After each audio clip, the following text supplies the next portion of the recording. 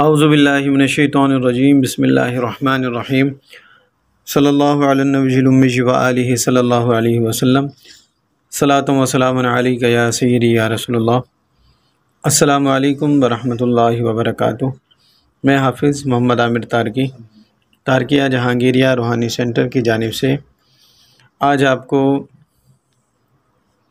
कमर में दर्द ख़त्म करने के लिए, जिन लोगों के कमर में दर्द होता है, चाहे वो जादू की वजह से हो या इसके अलावा किसी भी बीमारी की वजह से कमर में दर्द हो, तो उस सूरत में अगर इस अमल को किया जाए तो पुराने से पुराना दर्द इस अमल की बदौलत ख़त्म हो जाता है।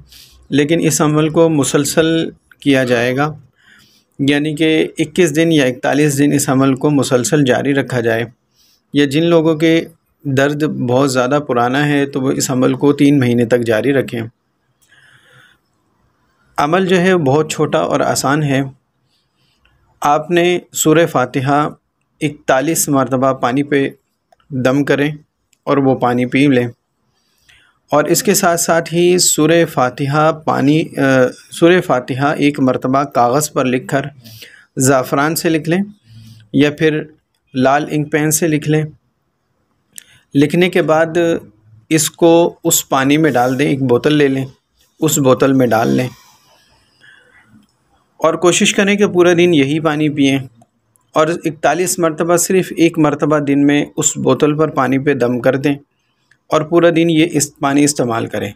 तो इंशाअल्लाह पुराने से पुराना कमर का दर्द, चाहे वो किसी भी वजह से हो, इंशाअल्लाह इस अमल की बदौलत ख़त्म हो जाएगा। जब आप ये अमल शुरू करें तो हस्ब तौफ़ीक सदका इस अमल में ज़रूर दें। और ये आप लोगों के लिए बहुत ही छोटा एक अमल है। अगर अमल अच्छा लगे, वीडियो अच्छी लगे, लाइक कीजिए, शेयर कीजिए। अस्सलामु अलैकुम व रहमतुल्लाहि व बरकातुहू।